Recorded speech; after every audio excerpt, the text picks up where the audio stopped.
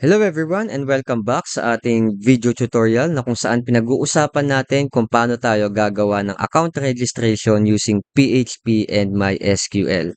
So for this one, pag-uusapan naman natin ngayon yung ating access sa MySQL. And of course, pag-uusapan natin what if yung username and email address is existing na sa database or kung paano natin gagawin yan using the PHP code.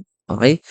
So for this one, kung okay na tayo na malinis na ang ating username, okay? So, ang gagawin natin is gagawa tayo ng mga variables na magre-represent doon sa mga in-input ng user natin. Okay? So, say for example, so mag-comment lang tayo, declare the user's input as variables.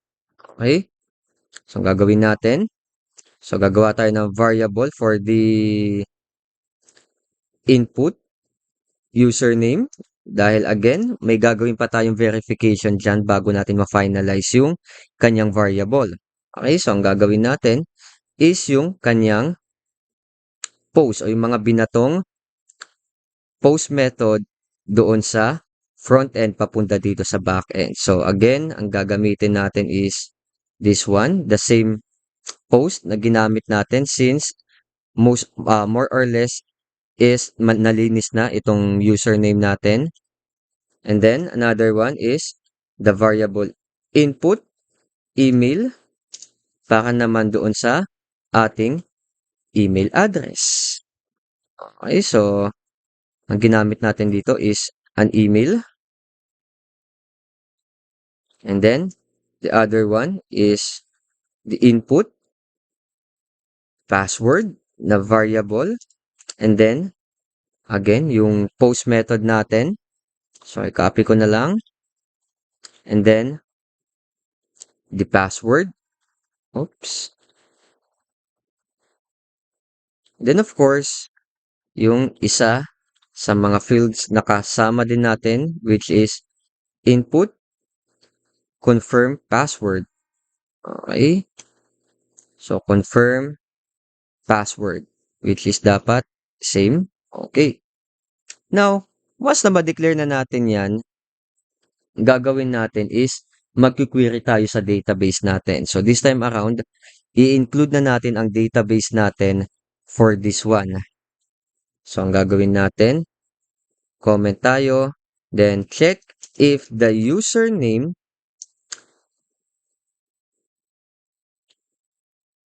is if the username exists in the database. Okay, so kung nag-exist na siya sa database, yan ang iti-check natin for this PHP code. So, ang gagawin natin, gawa tayo ng variable. So, check username variable.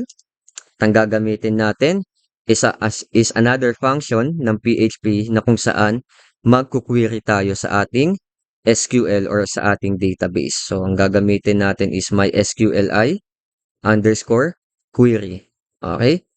So, for this one class, yung MySQLi query, may dalawang parameter to. Okay? So, yung unang parameter natin is the database connection. Okay? So, once again, kung babalikan natin ang ating database connection, yung connection natin is represented by the con variable. Okay? So, variable con. And then, yung pangalawang parameter natin is the query na gusto nating itanong or ilagay sa ating database. So, once again, gamit tayo ng select to select the records. Okay?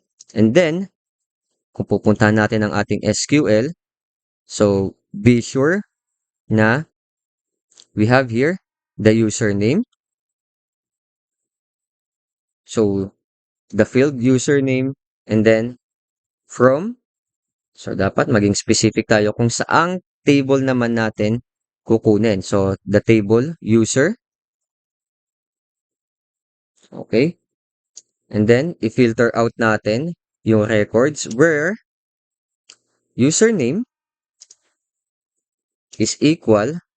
Okay, so single quotation doon sa ating na input na username. Okay, so ang gagawin ng query na to class is iti-check niya kung yung username na in-input ni user ay existing na sa database natin.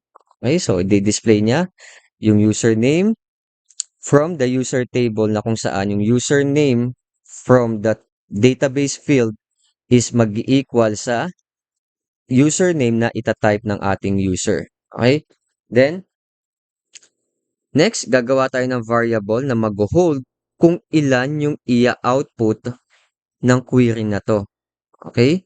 So, since nag-query tayo, so dapat malaman natin yung uh, number kung ilan yung output niya.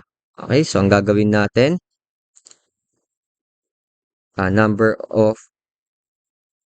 of user is equal to MySQLi numRows naman class ang gagamitin natin para makapag-produce tayo ng number or exact number doon sa query na ginawa natin. Okay? So, ang gagamitin natin for this one is the variable check username. Okay? Kasi dito tayo kukuha ng query sa variable check username and then, baka makapag-output tayo ng numerical value or kung ilan yung nag-exist doon sa database natin. So, gagamit tayo ng MySQLi numRows function. Okay? And then, ang gagawin natin is, gagamitan natin to ng conditional statement. Okay? So, kung number of user is less than 1. Okay? So, ang ibig sabihin ng conditional statement na to class is, kung yung number of user natin is less than 1, meaning to say, halimbawa 0 or hindi existing sa database natin, so, okay tayo. So, ilalabas natin na using the notif, gagawin natin is i-output natin na username is available. Okay, kasi nga walang existing sa database natin. Else, kung halimbawang may available or existing na sa database natin, ang gagawin natin is notif and then ang gagawin natin is username already exists, then please try again. Okay, so ang gagawin natin is double check natin. So, save. Then, punta tayo sa ating registration page. Gagawin natin is magta-type tayo ng username na wala pa sa database natin. Okay, so halimbawa, magta-type ako ng username na using Kath, then email address, so any email address, and password, any password. So, ang test natin dito kung si Kath is existing na sa ating table dito sa database. Okay, so since yung username na Kath is wala pa sa database, so na-detect niya na wala pa. So username is still available. But what if meron na tayo sa database? So type in natin si Juan de la Cruz. Okay, then for the email, so any email and any password for the meantime. So dapat ma-detect niya na username is already exist sa database natin. So hindi na tayo pwedeng gumamit ng particular username na yon. Okay? So ang gagawin natin class, kapag okay na, so available naman si username, ang next na i-check natin is kung existing naman si email address. Okay? So gawin natin is copy ko na lang din ito. Kasi kailangan natin ma-check kung username at email address is existing na sa database natin. Okay? Then, so same lang din ang gagamitin nating variable. So, check email. And then, gagawin natin is MySQLi query. Then, sa loob ng query natin ay yung parameter natin na database connection natin. And then, yung query natin. So, select. This time around, ang field na gagamitin natin is for the email address. Okay? So, select email address. So, saan manggagaling yung table? So, from the user table. then where email address is equal to kung ano yung variable declaration natin for the email address, which is input email. Okay? So, equals to input email. Then, ganun din ang gagawin natin. So, i-check natin yung number or yung kung nag-exist na yung ating email address sa database. Okay? So, check if the email address exists sa database natin. So, ang gagawin natin is ganun din. So,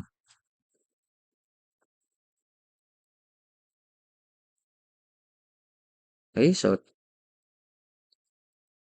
anyway, ang gagawin pala natin is i-check pala natin kung ilan yung i-output ng query natin. So, sorry for that one. So, number of email and then MySQLi numRows. Okay. Then, yung variable na i-check natin for the output. So, ang gagamitin natin is the check email. Kasi dito, maglalabas ng query dito sa check email. And then from the check email, bibilangin natin yung output na mapoproduce niya. Okay? Then, tanggalin natin to. After this one is the conditional statement natin. So, kung yung number of email na variable natin is less than 1, okay, so again, hindi existing yung email address sa database natin. So, mag-notif tayo. Okay, so notif, ang de-declare natin or ang ibibigay nating notification kay user is email address is still available. Okay?